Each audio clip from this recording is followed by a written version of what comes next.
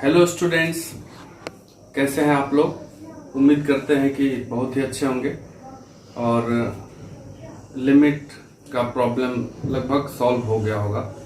तो आज continuity start करेंगे और सबसे पहले जैसा कि बोल दिए थे पिछले लेक्चर में कि 12th बोर्ड के लिए पहले इसको देखा जाएगा और फिर उसके बाद हम जेई लेवल तक आएंगे। तो कंटिन्यूटी में सबसे फर्स्ट में कुछ इसके थ्योरी और उसके बाद एनसीईआरटी और उसके बाद फिर जेई का जो भी प्रॉब्लम होगा और जो कॉन्सेप्ट भी होगा थोड़ा सा अच्छा वो भी दिया जाएगा। तो लेक्चर को मिस नहीं करना है, एक भी लेक्चर को, क्योंकि सारा लेक्चर एकदम बहुत ही काम का होगा, ये तो 100% तय है। ठीक है।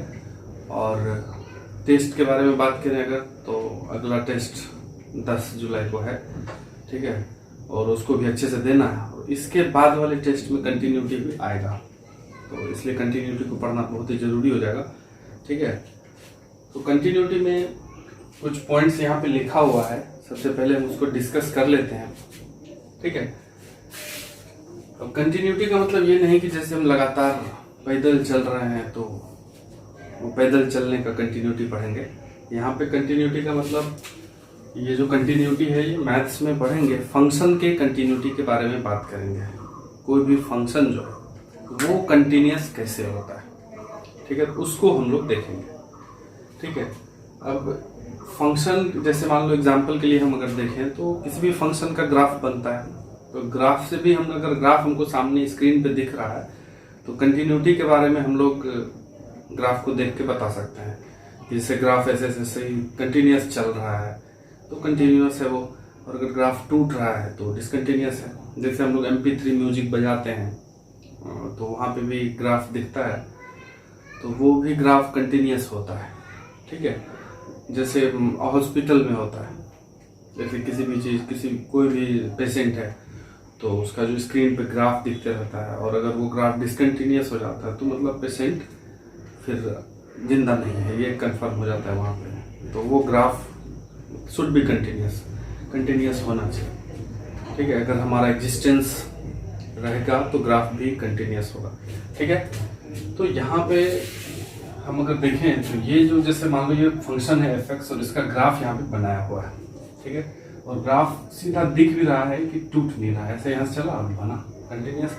तो अगर हमसे क्वेश्चन पूछा जाए कि इस पर्टिकुलर पॉइंट x = a पे ये फंक्शन कंटिन्यूअस है कि नहीं, तो किसी पर्टिकुलर पॉइंट पे फंक्शन के कंटिन्यूटी के बारे में अगर बात करना है तो हम लोग सिर्फ और सिर्फ उस पॉइंट के दोनों तरफ जस्ट बाद वाले पॉइंट पे और जस्ट पहले वाले पॉइंट पे चेक करेंगे।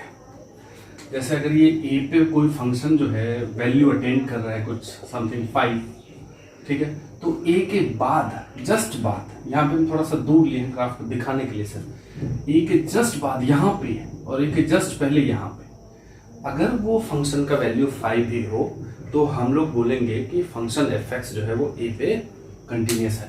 यहाँ पे थोड़ा सा दूरी दिखाया गया है, तो ये इतना दूर नहीं देखेंगे हम लोग। जस्ट जैसे कोई भी पॉइंट, मान लो ये पॉइंट है तो इसके जस्ट बाद, ठीक है, इतना बाद की बता भी नहीं सकते, कितना बाद लिख नहीं सकते, सिर्फ सोच सकते हैं कि a के जस्ट बाद। ठीक है।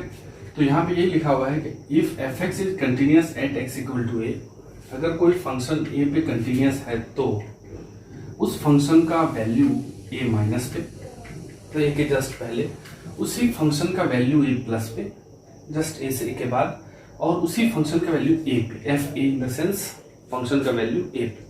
अगर ये तीनों वैल्यू सेम हो जाए तो हम लोग बोलेंगे कि फंक्शन जो है वो a पे कंटिन्यूअस है।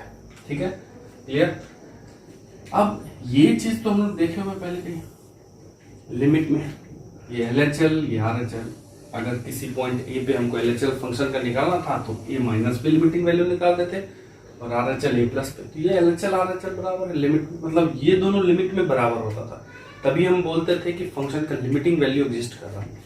तो यहाँ पे हमको एक चीज पता चल रहा है कि अगर कोई फंक्शन कंटिन्यूअस है, लिमिटिंग में बस यही दोनों देखते थे, कंटिन्यूअस में 3 आ गए, तो अगर इसको एक स्टेप और बढ़ाए हम तो ये दोनों को मिला करके हम ये बोल सकते हैं।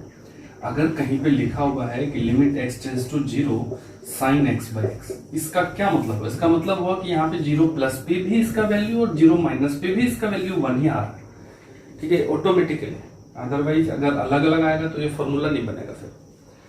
तो ये दोनों अगर सेम है तो इस दोनों को इकट्ठा हम लोग ये लिख लिए, तो इस दोनों का मतलब ही हुआ लिमिटिंग वैल्यू। तो कोई भी फंक्शन f(x) अगर a पे कंटिन्यूअस है तो a पे फंक्शन का लिमिटिंग वैल्यू, ये हो गया लिमिटिंग वैल्यू, ठीक है, और a पे फंक्शन का एग्जैक्ट वैल्यू, ये दोनों बराबर होना चाहिए। कोई भी फंक्शन अगर किसी पर्टिकुलर पॉइंट पे कंटिन्यूअस है तो इससे क्या मतलब निकलता है कि उस पॉइंट पे फंक्शन का लिमिटिंग वैल्यू, मतलब उस पॉइंट के अगल बगल, और उस पॉइंट पे फंक्शन का वैल्यू, वो दोनों सेम होना चाहिए। तो limiting value should be equal to exact value for, मतलब फंक्शन टू बी कंटिन्यूअस, ठीक है। तो अब इसी को अगर ग्राफिकली देखें, यहाँ पे वही लिखा हुआ है कि graphically a function f(x) is said to be continuous if it has graph without gap. मतलब अगर ग्राफ कहीं फंक्शन का दिख रहा है और ग्राफ से ही हमको फंक्शन की कंटिन्यूटी के बारे में पता कर लेना है, तो हम देखेंगे कि वो फंक्शन का ग्राफ टूट रहा है कि नहीं टूट रहा है। अगर फंक्शन का ग्राफ बिना गैप का बना हुआ है तो फंक्शन को कंटिन्यूअस बोलेंगे, और अगर गैप के साथ है तो डिसकंटिन्यूअस बोलेंगे। जैसे यहाँ पे 3 फंक्शन लिखा हुआ है,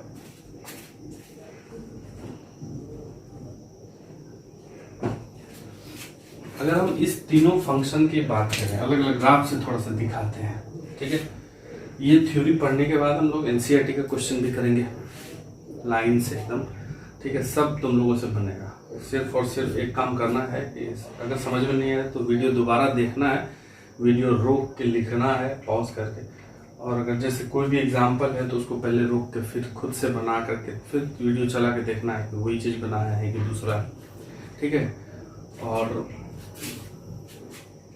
अगर हम लोग इसको हटाएं और फिर ये जो एग्जाम्पल लिखा हुआ है यहाँ पे, इससे हम लोग समझें कि ग्राफ से फंक्शन की कंटिन्यूटी के बारे में कैसे बात करते हैं। जैसे पहला है example y equal to x, ये y इक्वल टू एक्स, तो सभी लोगों को मालूम है y इक्वल टू एक्स का ग्राफ कैसे बनता है। पॉइंट रख के बना लो, तो 0 रखोगे x की जगह तो y 0, 1 रखोगे तो y भी 1, ठीक है। तो ये ग्राफ होता है स्ट्रेट लाइन, तुम कैसे भी करके बना लो, ठीक है। अगर y इक्वल टू एक्स का ग्राफ बनाए तो कहाँ दिख रहा है कि ग्राफ टूट रहा है? कोई बोलेगा सर इसके बाद तो ग्राफ ही नहीं, इसके बाद हम बनाए नहीं, ये तो पूरा जा रहा है, ठीक है। तो यानी कि y equal to x continuous है हर जगह। जैसे y equal to box x है, तो काफ़ी लोगों को मालूम है y equal to box x का ग्राफ, और काफ़ी लोगों को नहीं मालूम है। तो y इक्वल टू एक्स का ग्राफ कैसे बनते हैं? ये ग्रेटेस्ट इंटीजर है, इसमें अगर हम ग्रेटेस्ट इंटीजर में 0.5 दें तो ये 0 होता है, मतलब पॉइंट में आंसर नहीं देता है, ठीक है। जो भी 0.5 है तो उससे पहले जो पूर्णांक है इंटीजर है वो होता है। जैसे 1.5 है तो इसका बॉक्स क्या हो जाएगा 1, पॉइंट वाला पार्ट खत्म। तो 0 पॉइंट, ये 0 है और ये 1 है, इसमें अगर 0 से लेके 1 के बीच का कोई भी दोगे तो वो 0 ही हो जाएगा। 0.1 तो उसका भी पॉइंट उड़ जाएगा, तो 0.9 वो भी, यहाँ से यहाँ तक ये 0 रहता है, मतलब एक्सिस पे ही रहता है। जैसे इसमें 1 गया तो टूट के 1 हो जाता है, और फिर 2 तक ये 1 ही होता है, ठीक है। इसी तरीके से ये ग्राफ बनता जाता है, ठीक। तो ये है बॉक्स एक्स का ग्राफ, याद रखना है बॉक्स एक्स कहाँ टूटा 1 पे, क्योंकि यहाँ से यहाँ तक तो ये 0 ही रहा, फिर ये 1 से 2 के बीच में 1 ही देगा, फिर 2 से 3 के बीच में ये 2 ही देगा, लेकिन ये 1 पे 2 पे 3 पे इन सारे पॉइंट्स पे टूट रहा है। तो बॉक्स एक्स जो होता है वो डिसकंटिन्यूअस होता है, डिसकंटिन्यूअस होता है कहाँ? All integer. कोई पूछे कि बॉक्स एक्स कहाँ डिसकंटिन्यूअस होता है तो याद होना चाहिए कहाँ होता है? सारे इंटीजर पे, सभी इंटीग्रल पॉइंट पे बॉक्स डिसकंटिन्यूअस होता है। जैसे ये थर्ड ग्राफ, ये वाला, तो ये वाला है y इक्वल टू, चलो ग्राफ ही बनाते हैं डायरेक्ट, y इक्वल टू 1 जब x 0 से बड़ा लिखा हुआ है, तो y इक्वल टू 1 मतलब कहाँ? यहाँ, और ये y इक्वल टू 1 ही रहेगा 0 से बड़ा इस साइड, तो ये बन गया ग्राफ। मतलब जो y है वो 1 रहेगा कब? सभी पॉजिटिव एक्स के लिए, तो उस साइड पूरा 1 ही रहेगा। फिर नेगेटिव के लिए -1 होगा, ये 1 हाइट है, ये -1, इस साइड हमेशा -1 है, फंक्शन ही बोल रहा है, और 0 पे ये 0 है, ये ऐसा यहाँ कर 0 पे 0, ये यहाँ पे ऐसा सर्कल लगा दिया, मतलब नहीं है यहाँ 0 पे है 0, 0 के आगे है 1, 0 के पीछे है। तो क्या दिख रहा है, इस साइड तो कहीं ग्राफ टूटा नहीं, ये लगातार कंटिन्यूस, ठीक है। और इस साइड भी कंटिन्यूस है, लेकिन 0 पे टूट रहा है, क्योंकि 0 के बाद ये यहाँ है, 0 के पहले ये यहाँ। तो ये भी ग्राफ से दिख रहा है कि 0 पे डिसकंटिन्यूस है। ग्राफिकली अप्रोच ऑब्जेक्टिव क्वेश्चन में बहुत काम देता है। ऑब्जेक्टिव क्वेश्चन पूछ लिया कहीं, बोर्ड में भी पूछता ही है ऑब्जेक्टिव, 100% आता है। बिहार बोर्ड में तो और कर दिया, ठीक है। और सीबीएसई में भी 1 मार्क वाला होता है, और फिर कंपटीशन में तो ऑब्जेक्टिव ही रहेंगे। तो इसलिए ग्राफिकल अप्रोच जो है वो 1 मार्क वाले क्वेश्चन में 1 नंबर में बहुत ही काम देगा, इसलिए बता रहे हैं, ठीक है। बाकी का तो है ही, मेथड से बनाएंगे, ठीक है। अब ये कुछ नोट लिखा हुआ है, उसको देख लेते हैं।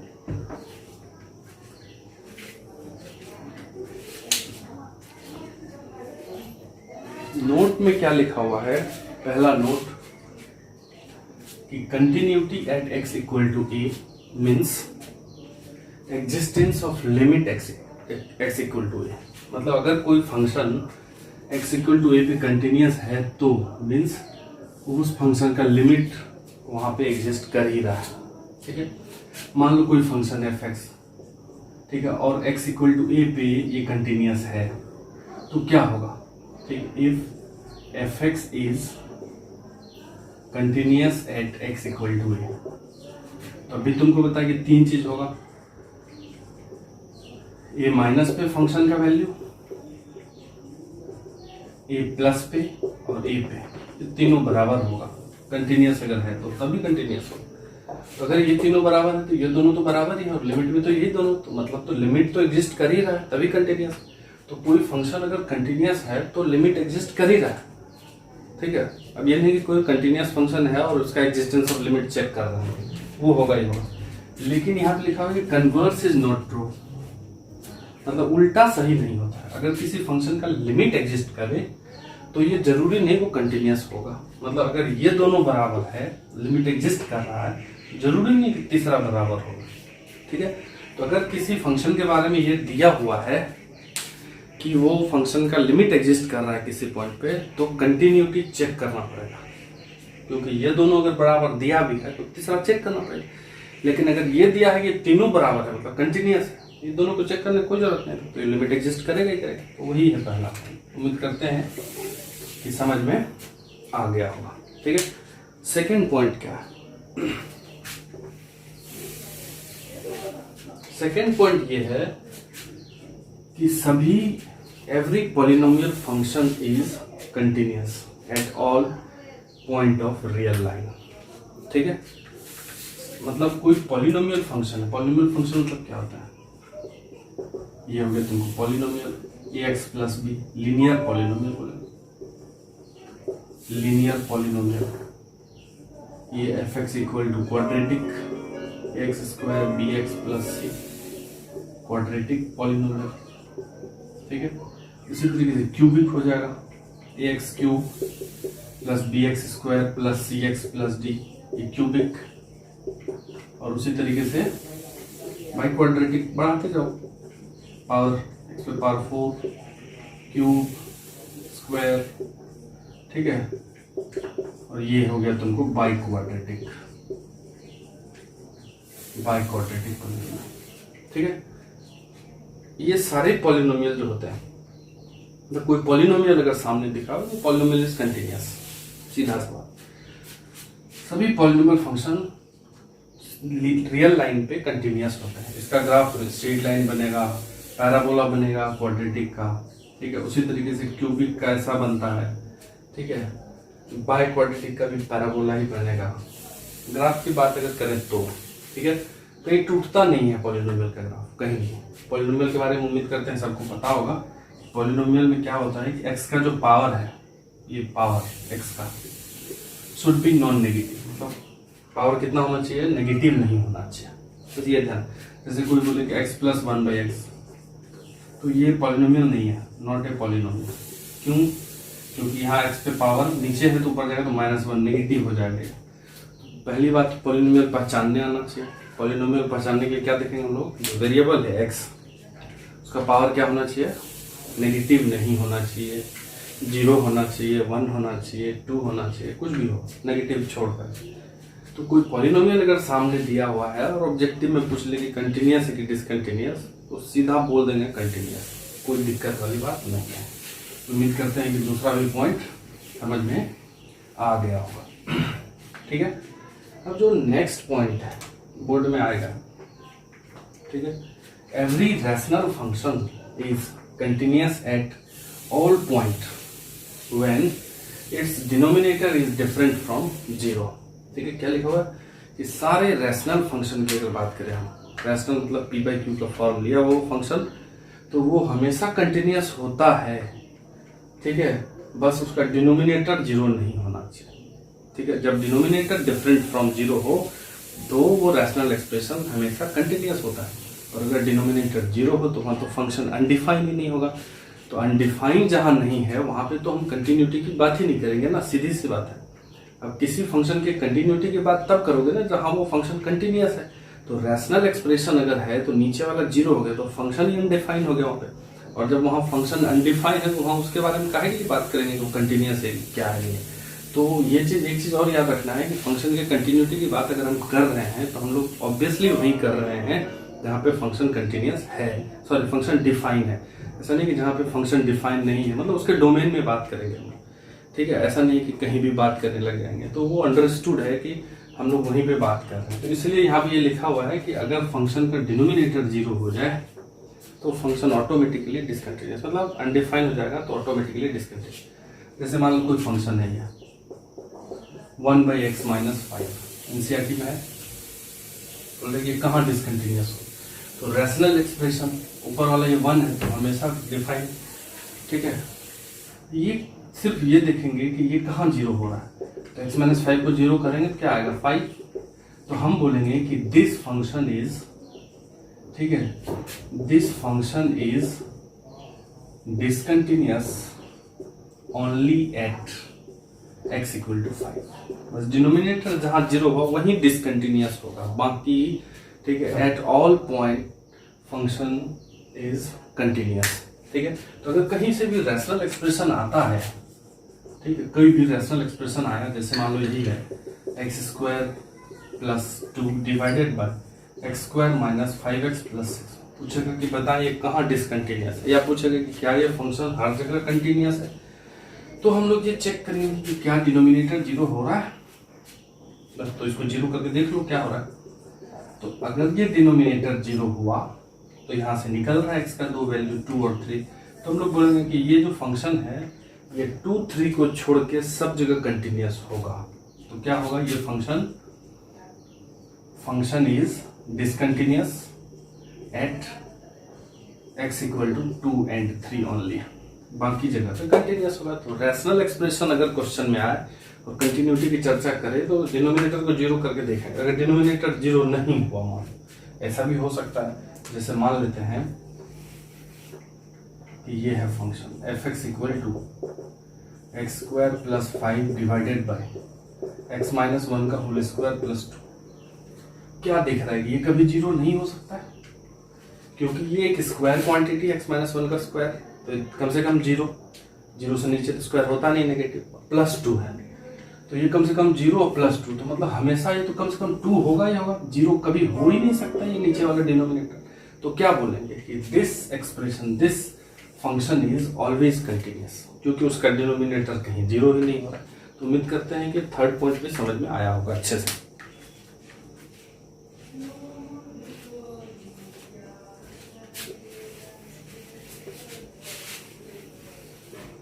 जो फोर्थ पॉइंट है,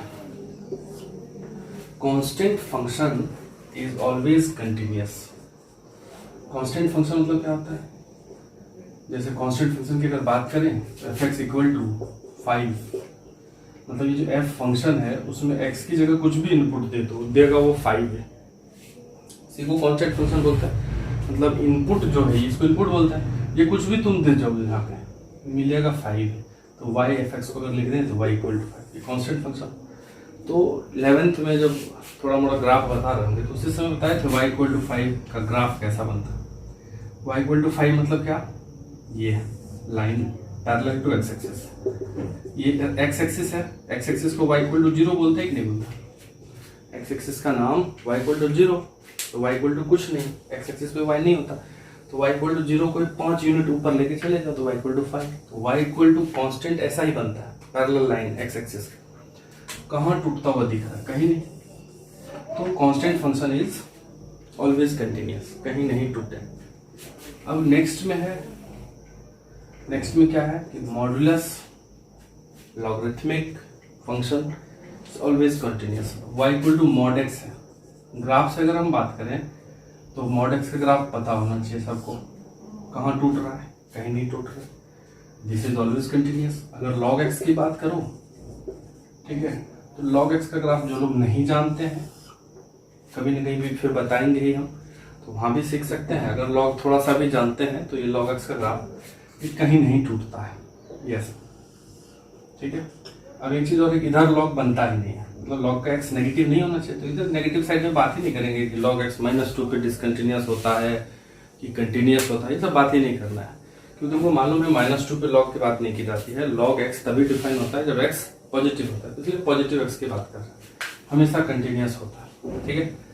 अब एक चीज और है, जैसे यहाँ पे क्वेश्चन लिखा हुआ है, ये वाला क्वेश्चन अगर आप ये देखते हैं, पहले एनसीईआरटी शुरू यहीं से होगा, ठीक है। तो एफ एक्स इक्वल टू बोल रहा है कि 2x + 3 है और चेक करना है हमको x इक्वल टू 1 पे, मान लो बोर्ड में आ गया 2 नंबर 2 मार्क्स क्वेश्चन। ग्राफ बनाओगे, लीनियर एक्सप्रेशन है तो स्ट्रेट लाइन कहीं नहीं टूट रहा है, लेकिन अगर हमको बनाना है बोर्ड में थ्योरी टाइप से लिखना, कैसे लिखेंगे, तो पहले हम लोग, अब कोई भी फंक्शन ए पे कंटिन्यूअस कब होता है, जब LHL RHL और एग्जैक्ट तीनों बराबर होता है, इसका LHL निकालते हैं, बोर्ड एग्जाम में लिखेंगे LHL at x equal to 1, क्योंकि x इक्वल टू 1 पे ही चेक करना है, इसलिए तो LHL क्या हो जाएगा, लिमिट x टेंड्स टू 1 पे LHL है तो 1 माइनस, और ये fx ऐसे, तो limit x tends to 1 minus और fx की जगह रख दो ये 2x + 3। अब x की जगह जाके 1 रख दो यहाँ पे, अब 1 कोई बोलेगा 1 माइनस रखिए सर, तो 1 से जस्ट पहले जब रखोगे कुछ, तो रखते वक्त क्या रखोगे, 1 से जस्ट पहले वाला नंबर थोड़ी बोल सकते, 1 से पहले क्या होता है 0.99, कितना बार 9 बोलोगे, ये तो अनगिनत है, कोई बोलेगा कि 100 बार 9, कोई बोलेगा 101 बार 9, 1000 बार, तो इसलिए रखते वक्त हम 1 ही रख देते हैं, तो 1 रख दिए, मन में समझ रहे हैं कि हम 1 से पहले वाला पार्ट रखें, तो 2x की जगह 1 + 3 दैट इज 5, एग्जैक्ट 5 नहीं है, 5 से जस्ट पहले। अब RHL उसी पॉइंट पे, तो limit x tends to 1 plus fx, ठीक है, तो 1 प्लस और fx की जगह तो वही 2x, पूरे स्टेप के साथ अगर एग्जाम में लिखते हैं तो पूरे नंबर मिलेंगे, ठीक है।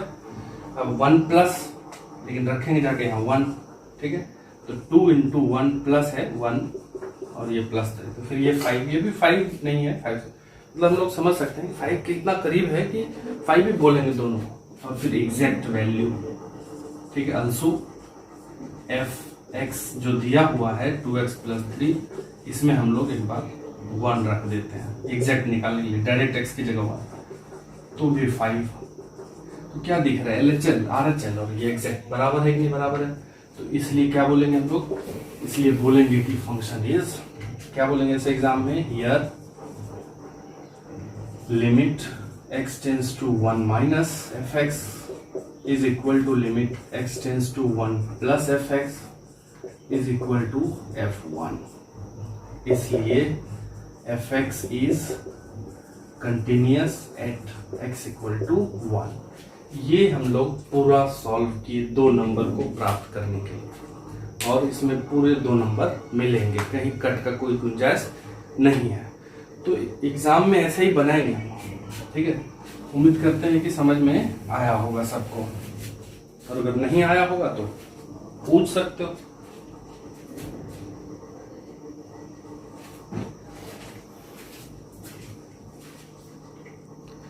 ठीक है, अब एक और क्वेश्चन नीचे लिखा हुआ कि fx इक्वल टू x - 1 का मॉड, कोई अगर इसका ग्राफ जानता होगा तो ये ग्राफ बनता है, ये 1 पे ऐसे बनता है, तो कहीं नहीं टूट रहा, चलो ग्राफिकली हुआ या मतलब कंटिन्यूस है, ये पता चल गया। लेकिन अगर हमको मॉड आ गया है कहीं भी तो इसको पहले लिखते आना चाहिए। जैसे मॉड एक्स को अगर लिखते हैं तो एक्स भी लिखते हैं और माइनस एक्स भी लिखते हैं। ये एक्स कब लिखते हैं? जब नीचे अंदर वाला पॉजिटिव हो और ये जब नेगेटिव हो। ये मॉड का डेफिनेशन। तो सबसे पहले हम लोग इसको लिखना सीखें, बोर्ड में बनाना है हमको। तो पहले तो जो मॉड के अंदर है वही, और फिर दूसरा इसके में माइनस लगा दो। ठीक, मतलब मॉड एक्स को एक्स भी लिखते हैं और माइनस एक्स भी लिखते हैं। पहला वाला कब? जब ये अंदर वाला पॉजिटिव हो। तो एक्स माइनस वन कब पॉजिटिव होगा बताओ? जब एक्स की जगह 1 और 1 से ज्यादा रखो तो 1 पे 0 होगा। यहाँ लिख देते हैं x is greater than equal to 1। ठीक, नेगेटिव कब होगा? जब यहाँ 1 से छोटा रखोगे, एक्स लेस देन 1। तो ये मॉड को ब्रेक करके, मतलब जो अपना ये फंक्शन है एफ एक्स, वो ब्रेक करके लिखा हुआ है। ये है, इसको हम ये दोनों लिख देते हैं, एक्स माइनस 1 और माइनस लगा दोगे तो 1 माइनस एक्स हो जाएगा। माइनस को अंदर कर दो, यहाँ ये भी लिख देते हैं। ठीक है, मतलब इस क्वेश्चन को हम लोग ब्रेक करके ये क्वेश्चन बना लिया। इसके बारे में बात कर रहे हैं तो अब ये पूरा लिखे थे, बोर्ड एग्जाम में आता है, एनसीईआरटी में लिखा है क्वेश्चन। तो हम लोग इसको चेक करेंगे।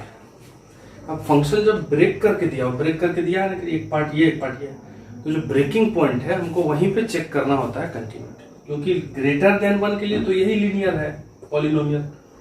तो 1 से बड़ा के लिए जब यही फंक्शन है तो टूटता तो होता नहीं होगा, और 1 से छोटा के लिए भी यही है तो वहां भी नहीं टूटता होगा। तो उस पर हमको चेक करके दिखाना नहीं है। यहाँ पे फंक्शन का ब्रेकिंग पॉइंट 1 दिख रहा है, क्योंकि 1 से बाद के लिए ये है, 1 से पहले के लिए है। तो सिर्फ 1 पे चेक कर लेते हैं। We have to check continuity at x equal to 1 only, सिर्फ और सिर्फ 1 पे। तो 1 पे LHL at x equal to 1 निकालोगे तो limit x tends to 1 minus और fx। अब ये जो fx है वो 1 माइनस पे चेक करो, तो 1 माइनस मतलब 1 से छोटा, तो 1 माइनस पे जो fx का वैल्यू रखोगे वो 1 माइनस मतलब 1 से छोटा के लिए जो फंक्शन डिफाइन है वो रखेंगे, 1 माइनस एक्स रखेंगे। ये x माइनस 1 1 से बड़ा के लिए डिफाइन है, तो 1 माइनस एक्स, और यहाँ जाके 1 रख दो x की जगह, तो 1 माइनस 1 दैट इज 0। इसी तरीके से RHL, ठीक है, RHL at x equal to 1, तो limit x tends to 1 plus fx निकालना है हमको। अब 1 प्लस पे ऊपर वाला फंक्शन है कि नीचे वाला, ये दोनों में से कौन सा वहां रखना है? तो 1 से ज्यादा के लिए ये है डिफाइन, x माइनस 1। ऐसे संयोग से कोई भी रख दोगे तो इस क्वेश्चन में आंसर वही आएगा, लेकिन फिर वो स्टेप में गलती करके नंबर कट जाएगा। तो 1 अगर यहाँ रखोगे तो 1 माइनस 1 ये भी 0 है। फिर एग्जैक्ट निकालोगे, एग्जैक्ट वैल्यू मतलब fx जो दिया हुआ है मॉड x माइनस 1, इसमें तुम 1 रख दो, तो 1 माइनस 1 दैट इज 0 का मॉड। तीनों बराबर आया थे, LHL भी 0, RHL भी 0 और एग्जैक्ट भी 0। तो क्या बोलेंगे कि ये जो फंक्शन है, this function is always continuous. ये वो बनाने का तरीका पूछेगा क्वेश्चन बोर्ड में, एकदम याद रखना है, ठीक है। तो इसलिए अब यहाँ पे क्या है कि हम थोड़ा सा बेसिक स्टार्ट किए कंटिन्यूटी का, ठीक है। अगर तुम अभी भी एनसीईआरटी खुद से बनाओगे तो मैक्सिमम क्वेश्चन आज एक ही दिन में बन जाएगा, एकदम 100% बोल रहा है। लेकिन फिर भी इसको देख के कोशिश करना है पहले एनसीईआरटी, अगले लेक्चर में एनसीईआरटी क्वेश्चन लिख के फिर उसको हम लोग सॉल्व करते हैं, ठीक है। वीडियो को शेयर किया करो, क्योंकि जो बोर्ड का तैयारी कर रहा है, स्पेशली जो जेईई नहीं देगा उसके लिए भी ये बहुत ही इंपॉर्टेंट है। तो खास करके उन लोगों को गाँव में भी जो है उसको भी बोर्ड देना ही देना है, IIT अगर नहीं देना है तो खास करके उन लोगों के लिए, ठीक है। शेयर जरूर करो, व्यू ज़्यादा आना चाहिए, लाइक कमेंट करो, ठीक है। अगर तुम लोग नहीं करोगे तो फिर जो भी हो, क्यों नहीं करोगे ये पता नहीं, ठीक है। तो इसलिए किया करिए और टेस्ट का तैयारी कीजिए अच्छे से अगले लेक्चर के लिए। All the best.